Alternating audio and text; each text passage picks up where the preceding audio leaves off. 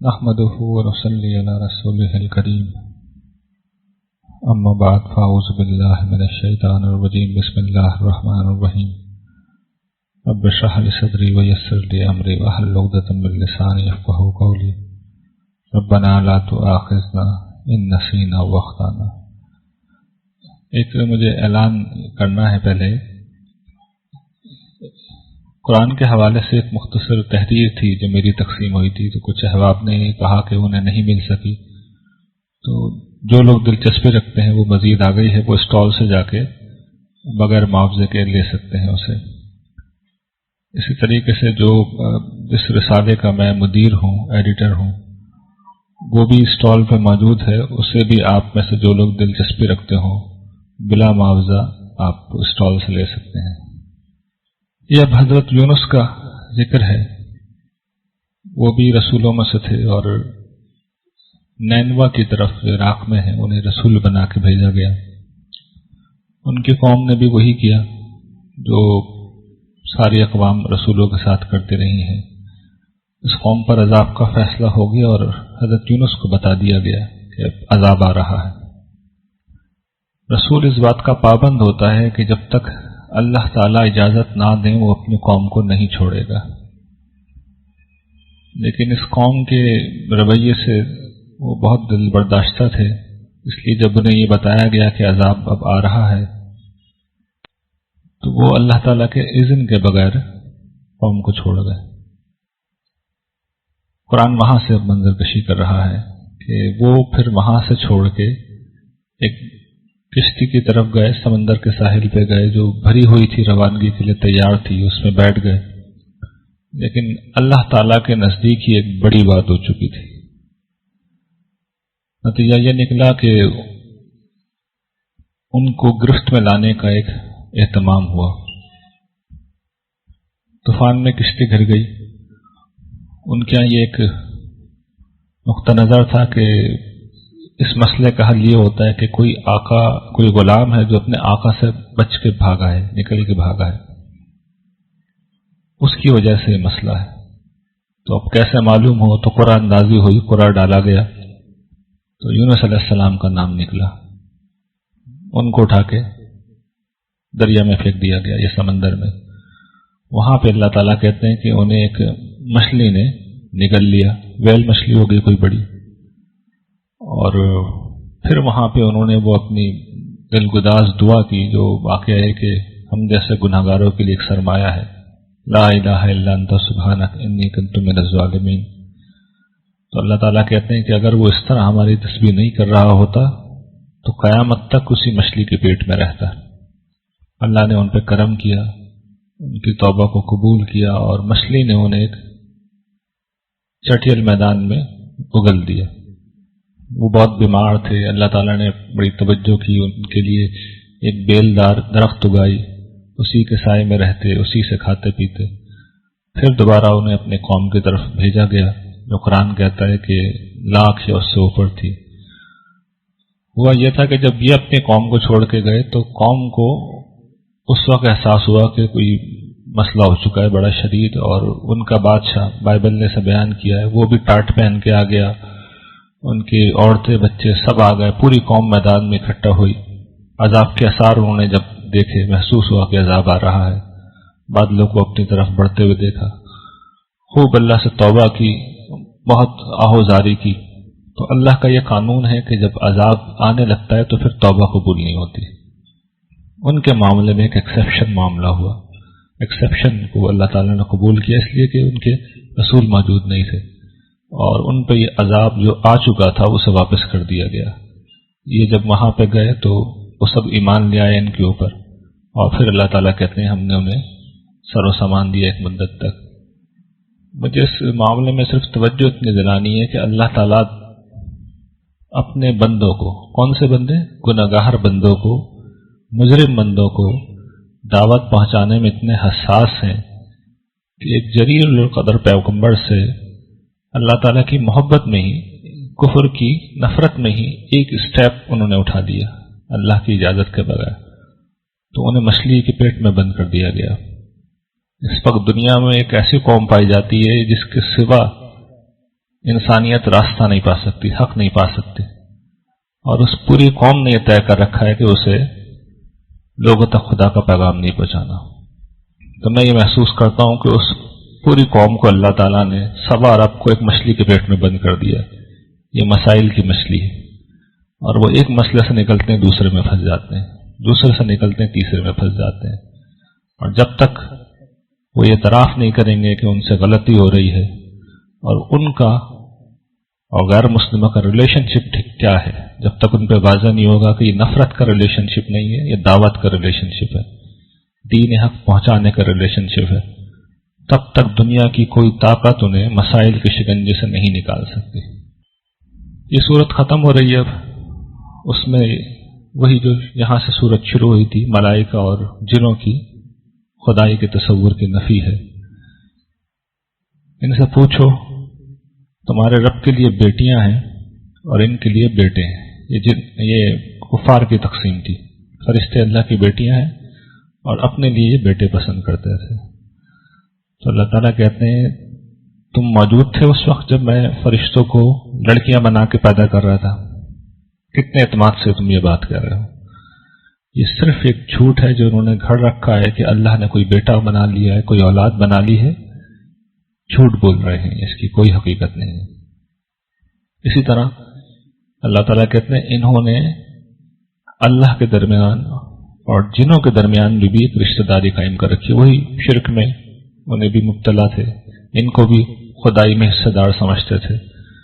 तो अल्लाह ताला कहते हैं ये जिन तो खुद हमारे पास शयातीन जिन पकड़े आएंगे सिवाय उनके जो सौले जिन होंगे, और अल्लाह पाक है इन बेहुदा बातों से जो ये कर रहे हैं। बीच में फिर ये सिलसिला कराम अब रुकता है, अल्लाह ताला की बात और हजरत जिब्रील गुफ्तगू करते हैं। ये कुरान के 2-3 मुकाम पे ही हुआ है जहां पे हजरत जिब्रील ने बराह रास्त गुफ्तगू की है और ये शहादत दे रहे हैं हमको अल्लाह की बात की। ये जो अल्फाज हैं हम में से कोई नहीं, मगर ये कि उसका बस एक मुकाम है। हम ठीक है बहुत ताकतवर है, हजरत जिब्रील बता रहे हैं, लेकिन हमारी बस हैसियत क्या है, गुलामों की सी हैसियत है परवरदिगार के मुकाबले में। हम तो उसके सामने दस्त बदस्ता सब बांध कर हाथ जोड़ के खड़े रहते हैं और हम उसकी तस्बीह कर रहे होते हैं। ये सवाल ही पैदा नहीं होता कि हम उसकी खुदाई में शरीक हों। तो शुरू में जो बात कही गई थी कि फरिश्ते गवाही दे रहे हैं, फरिश्तों के जो सरदार हैं उन्होंने खुद कुरान रोका है अल्लाह ताला ने, और इन्होंने अल्लाह की इजाजत से बीच में कलाम किया है। ये हमारी हैसियत है। और फिर अल्लाह ताला का वो वादा हमने तय कर दिया, लिखी जा चुकी है बात, फैसला हो गया है हमारे मुरसलीन बंदों के बारे में, रसूलों के बारे में, वो उनकी मदद की जाएगी और ये हमारा जो लश्कर है वो गालिब रहेगा। ऐसा नहीं है कि रसूल भेज दिए तो उसको हम छोड़ देंगे, वो गालिब होकर रहेंगे। ये वही पेशगोई है जो बाद में पूरी हो गई थी। तीसरा जोड़ा है ये सूरह सात सूरह ज़मर का। इसका मौजू है तौहीद से इनकार का नतीजा और इससे वाबस्तगी के नताइज बराबर नहीं हो सकते। इसमें बहुत अच्छी तरह अल्लाह ताला ये वाज़ेह करेंगे और फिर खासतौर पर सूरह ज़ुमर में तौहीद खालिस का बयान होगा। इसकी तमहीद आपके सामने है। कुरान की ही कसम से उसी को शहादत में पेश करते हुए बात कही गई है कि ये नबी रसूलों में से हैं। ये मुक़सम अलैह एक टेक्निकल बात बता रहा हूँ, महजूफ है, लेकिन महजूफ का तर्जुमा मैंने कर दिया है। कसम खाई जाती है तो किसी बात पे खाई जाती है ना, वो ये बात है कि ये रसूल है। लेकिन ये काफिर घमंड में और मुखालफत में मुब्तला है। इनसे पहले कितनी ही कौमें थीं जिनको हमने हलाक किया, उस वक्त उन्होंने बड़ी चीखो पुकार मचाई, मगर उस अजाब के वक्त भागने की जगह कहाँ थी। इनको बड़ा ताज्जुब हो रहा है कि इनके दरमियान से एक रसूल आ गया है और काफिर ये कह रहे हैं कि ये तो जादूगर है, झूठा है। कितनी अजीब बात है कि ये अल्लाह को एक ही खुदा कह रहा है सारे खुदाओं को छोड़ के। ये बड़ी अजीब बात है, हमने तो नहीं सुनी। ये कुफार का कौल है और अल्लाह ताला इनके मुतालिक बता रहे हैं कि ये इनकी हैसियत क्या है। ये एक लश्कर है, एक गिरोह है, बहुत से गिरोह ऐसे भी गुजरे हैं, ये यहीं पे शिकस्त खाएंगे। ये अल्लाह की पेशगोई है जो चंद बरसों बाद जंग बदर में पूरी हो गई। फिर बताते हैं इनसे पहले भी कुछ गिरोहों ने झुटलाया है। उन सबके नाम हैं नूह, आद, فرعون کی میخو والا فرعون، سمود، قوم لوط، اصحاب الایکہ جنگل والے، شعیب علیہ السلام کی قوم، یہی گروہ تھے۔ دیکھ لیا تم نے ہم نے ان کے ساتھ کیا کیا، اب تمہارے ساتھ بھی یہی کریں گے۔ اور ہم دیکھ چکے ہیں پہلے کہ کس طرح یہ پیش گوئی پوری ہوئی۔ پھر اب یہ بتایا جا رہا ہے کہ یہ ایک طرف یہ عرب کے قریش سردار ہیں جو نعمتیں پا کر گھمنڈی ہو گئے، دوسری طرف ہمارے صالحین تھے کہ وہ نعمتیں پا کر کس طرح شکر گزار رہتے تھے، تو ہم نے انہیں بدلہ دیا، اور ان سے اگر کوئی غلطی ہوتی تھی تو کیسے رجوع کرتے تھے اللہ کی طرف۔ تو پہلے داؤد علیہ السلام کا ذکر ہے کہ ان کی سلطنت بڑی مضبوط تھی، انہیں حکمت دی گئی اور انہیں بات صحیح کہنے کی صلاحیت دی گئی۔ ان کے ایک مقدمے کا ذکر ہے، اس مقدمے کی تفصیل میں نہیں جا رہا، لیکن اس سے جب انہوں نے اس میں فیصلہ دیا تو انہیں اندازہ یہ ہوا کہ جو بات میں اس کو سمجھا رہا ہوں کہ تم نے ایک ظلم کا ارتکاب کیا، کسی کی ملکیت کی چیز اپنے لیے مانگ کے، تو میں بھی شاید اس وقت کچھ ایسا ہی کر رہا ہوں۔ قرآن نے نہیں بیان کیا، ہمیں بھی کھوج نہیں کرنی چاہیے کہ کیا ان سے ہوا تھا، لیکن انہیں احساس ہو گیا کہ کسی اور کی ملکیت کی چیز ہے جس کا اس وقت میں نے مطالبہ کیا۔ تو اس مقدمے سے انہیں جیسے ہی احساس ہوا فوراً انہوں نے اللہ سے معافی مانگی، سجدے میں گر گئے، اللہ سے توبہ کی، تو اللہ نے انہیں معاف کر دیا۔ تو اتنے بڑے بادشاہ تھے جن کی عظمت کا کوئی اندازہ ہی نہیں ہے، اور اس زمانے میں بادشاہوں کا عام دستور تھا، کسی کی پراپرٹی لے لی، کسی کا کچھ بھی لے لیا، لیکن انہوں نے ابھی کچھ بھی نہیں کیا تھا، شاید کوئی خیال دل میں پیدا ہوا تھا، فوراً توجہ ہوئی اور رجوع کر لیا۔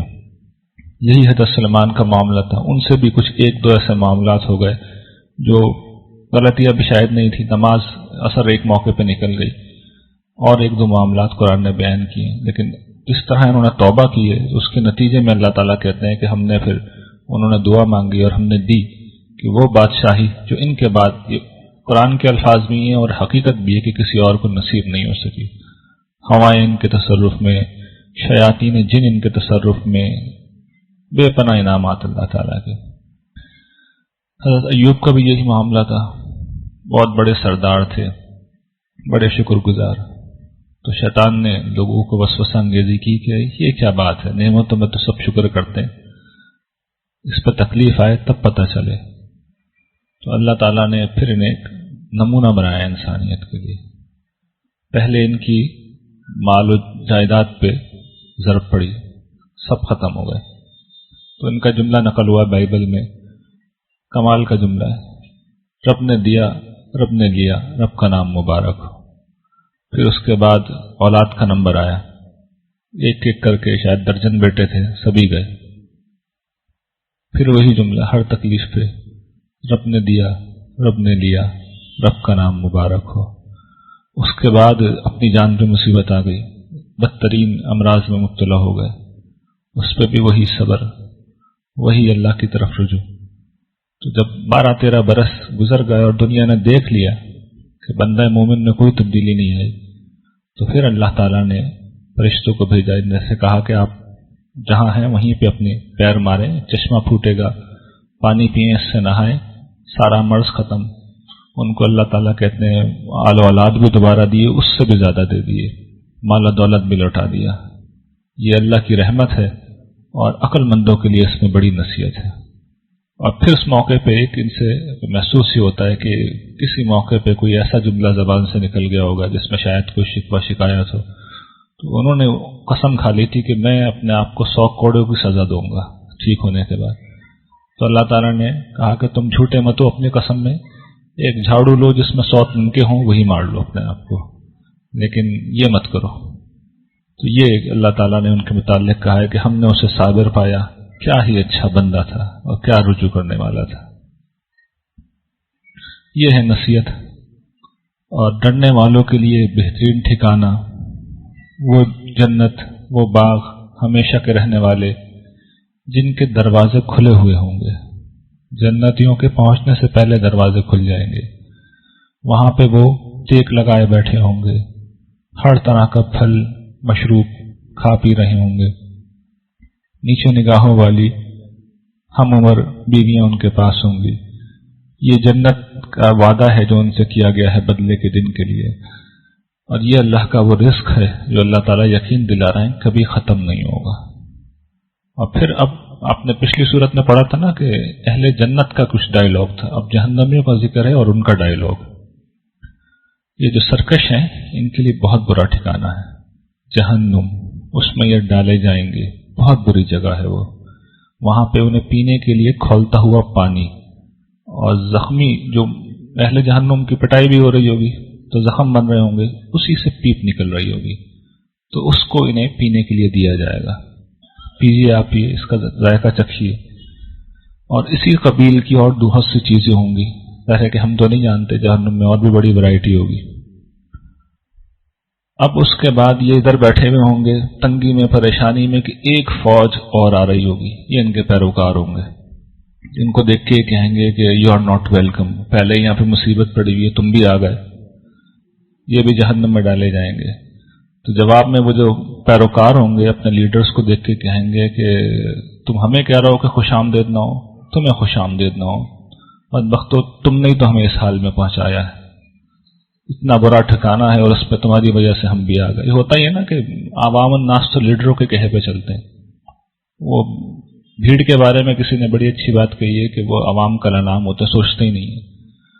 تو میں اپنے بارے میں بھی کہہ رہا ہوں کہ جو کچھ میں یہاں کہہ رہا ہوں آپ کبھی قرآن کریم میں اس کی تصدیق کریں، مل جائے تو بہت اچھی بات ہے، نہیں ملے تو انسان کی بات نہیں ماننی چاہیے، رب کی بات ماننی چاہیے۔ کسی عالم کی، دین کے کسی طالب علم کی بات کو کوئی حرف آخر نہیں سمجھنا چاہیے، اس لیے کہ قیامت میں یہ عذر کام ہی نہیں آئے گا۔ قیامت میں تو کہا جائے گا کہ دنیا میں بڑے ہوشیار تھے، 4 دکانوں پہ گھوم کے کپڑا خریدتے تھے، اور جنت کی جب خریداری کا وقت آیا تو جس کے پاس ایک دفعہ بیٹھ گئے کہیں اور گئے نہیں، دیکھا ہی نہیں، ذرا گھومتے تھے، سودا دوسری دکان پہ بھی دیکھ لیتے، اور ہم نے تو اپنی کتاب دے رکھی تھی، کسوٹی تھی، اس پہ پرکھ کے دیکھ لیتے کس کی بات صحیح ہے کس کی غلط ہے۔ یعنی ہمارے پاس تو سمجھیے ہمارے گھر میں جیتا جاگتا رسول موجود ہے، ہمارے ساتھ اللہ کے رسول، یہ رسول اللہ صلی اللہ علیہ وسلم کے الفاظ ہیں، اللہ تعالیٰ کے الفاظ ہیں، انہیں کیا پسند ہے کیا ناپسند ہے سب کچھ لکھ کے دے رکھا ہے۔ ترجمہ نہیں آتا تو ترجمے بھی ہو گئے، دیکھ لیجئے، کوئی بات سمجھ میں نہ آئے تو 3-4 عالموں سے پوچھ لیجئے، فوراً آپ میں واضح ہو جائے گا صحیح بات کیا، اور ہر شخص سے اس کی دلیل پوچھ لیں، تھوڑی دیر میں آپ کو پتہ چل جائے گا ٹھیک بات کیا ہے، ورنہ یہ ہوگا۔ پھر وہ کہیں گے کہ پروردگار، یہ جن لیڈروں نے ہمیں اس حال میں پہنچایا ہے آپ ان کو دگنا عذاب دیجیے۔ تو دوسری جگہ اللہ تعالیٰ خود تصدیق کرتے ہیں کہ بے فکر رہو، انہیں دگنا ہی عذاب دیں گے۔ پھر وہ کہیں گے، اب یہ گفتگو ہو رہی ہے کہ یہ جو ہم کچھ لوگوں کو بہت برا سمجھتے تھے وہ ہمیں نظر نہیں آ رہا ہے یہاں پہ، کیا ہماری نگاہیں اس وقت ان سے چوک رہی ہیں یا ہم نے واقعتاً ان کا مذاق بنا لیا تھا اور وہ صالح لوگ تھے؟ یعنی یہ مومنین کے متعلق وہ تبصرہ کر رہے ہیں۔ تو اس پہ اب اللہ تعالیٰ کمنٹ یہ کرتے ہیں کہ لوگوں، اہل جہنم کا یہ جھگڑا حق ہے جو ابھی ہم تمہیں سنا رہے ہیں، تو تم اس گروہ میں مت آنا۔ سورت اس حصے میں اب یہ بتایا جا رہا ہے جو آخری حصہ ہے کہ تکبر یہ لوگ جو کر رہے ہیں یہ ابلیس کی وراثت ہے۔ اے نبی ان سے کہہ دو میں تو بس تنبیہ کر رہا ہوں اور یہ بتا رہا ہوں کہ اللہ کے سوا کوئی معبود نہیں، وہ یکتا ہے، غالب ہو کر رہنے والا، اسی کی عبادت ہونی چاہیے۔ پھر ابلیس کا واقعہ سنا کر بیان کیا گیا ہے کہ اس نے سجدہ نہیں کیا تھا، اور اللہ تعالیٰ نے جب پوچھا کہ جس ہستی کو میں نے اپنے دونوں ہاتھوں سے بنایا، یہ تعبیر ہے اہتمام کی انسان کے لیے، اس کو کیوں سجدہ نہیں کیا؟ تو تکبر کر رہا ہے یا واقعتاً تو سمجھتا ہے کہ تو بہت بڑے لوگوں میں سے ہے؟ اس نے کہا کہ جی میں ہوں ہی بڑا، ٹھیک ہے، لعنت ہے تم پہ، اور جو تمہاری پیروی کرے گا اور تم بھی، سب کو میں جہنم سے بھر دوں گا۔ یہ تفصیل اس کی ہم چونکہ پہلے دیکھ چکے ہیں۔ اب یہ سورہ زمر ہے اور یہ اتنی خوبصورت سورت ہے کہ مجھے دل نہیں چاہ رہا تھا کہ میں اس کی تلخیص کروں۔ توحید کا، اور جتنی تند لہجے میں، تیز لہجے میں یہاں پہ گفتگو کی اللہ تعالیٰ نے، قرآن کریم کی کم صورتیں ہیں کہ جو اس طرح کی ہیں۔ کہتے ہیں کہ قرآن کا نزول اللہ کی طرف سے ہی ہوا ہے، ہم نے نازل کی ہے کتاب حق کے ساتھ، تو اللہ ہی کی عبادت کرو، اپنی اطاعت کو اسی کے لیے خالص کرتے رہو، دین، اطاعت، اسلام سب اسی کے لیے ہونا چاہیے، خالص، شائبہ بھی نہیں آنا چاہیے کسی اور کا، صرف اللہ کے لیے۔ اور جنہوں نے اللہ کو چھوڑ کے کچھ دوسروں کو کارساز بنا رکھا ہے تو وہ اپنا عذر کیا دیتے ہیں؟ وہ کہتے ہیں جی ہم تو اصل میں تو اللہ کی عبادت کرتے ہیں، لیکن ہمیں ان کی عبادت ہم اس لیے کرتے ہیں کہ ہمیں اللہ سے یہی لوگ تو قریب کرنے والے ہیں۔ یہ ایک جھوٹا عذر تھا۔ ہمارا تو بڑا اللہ کا ہم پہ کرم ہے کہ خالق و مخلوق کے درمیان کسی اور کی ضرورت ہی نہیں، آپ سجدہ کیجیے، آپ پکاریے، اسی وقت آپ کو جواب ملے گا۔ یہی پورے قرآن میں بار بار سمجھایا گیا ہے۔ تو اللہ تعالیٰ کہتے ہیں ہم آنے دو، فیصلہ کریں گے ان کے درمیان۔ پھر توحید کے وہ دلائل ہیں کہ آسمان و زمین کو اس نے پیدا کیا حق کے ساتھ، اور اس کی قدرت کا بیان ہے کہ وہ رات کو دن پہ اڑاتا ہے اور دن کو رات پہ اڑاتا ہے۔ یہ چیز دنیا میں تو شاید اب ہمیں سمجھ میں اس طرح نہ آتی ہو۔ اب لوگ جو خلا میں گئے ہیں، اسپیس میں جو بیٹھے ہیں، وہ بتاتے ہیں کہ واقعتاً یہی لگ رہا ہوتا ہے۔ اسپیس سے اگر آپ زمین کو دیکھ رہے ہوں تو ایسا لگتا ہے چادر ہے جو اڑائی جا رہی ہے رات کی دن پہ، اور اگر دوسرے سائڈ سے دیکھیں گے تو دن کی چادر رات پہ اڑائی جا رہی ہے۔ تو اللہ تعالیٰ تو چونکہ دنیا میں بھی ہیں، اوپر بھی ہیں، سب جگہ دیکھ رہے ہیں، تو انہوں نے محسوس ہی ہوتا ہے کہ وہاں سے یہ منظر کشی کی ہے۔ اور پھر اس کی قدرتوں کی اور تفصیل ہے، اس سے ہم صرف نظر کر رہے ہیں۔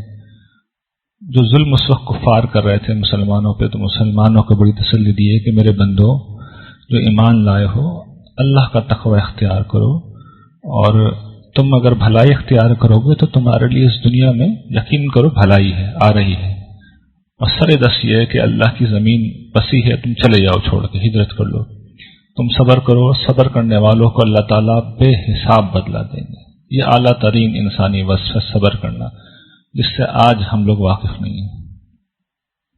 پھر وہ کہتے ہیں کہ بدترین نقصان اٹھانے والے وہ ہیں جنہوں نے اپنے آپ کو، گھر والوں کو قیامت کے دن کے نقصان میں مبتلا کیا ہے۔ یہی سب سے کھلا ہوا نقصان ہے۔ ان کے اوپر بھی آگ کی چھتری ہوگی اور نیچے بھی آگ کی چھتری۔ دوسری جگہ بیان کیا گیا ان کا اوڑھنا بھی آگ ہے، ان کا بچھونا بھی آگ ہے، ہر جگہ آگ۔ تو اللہ تعالیٰ کہتے ہیں یہ وہ چیز ہے جس سے اللہ اپنے بندوں کو ڈرا رہا ہے۔ میرے بندوں مجھ سے ڈرو۔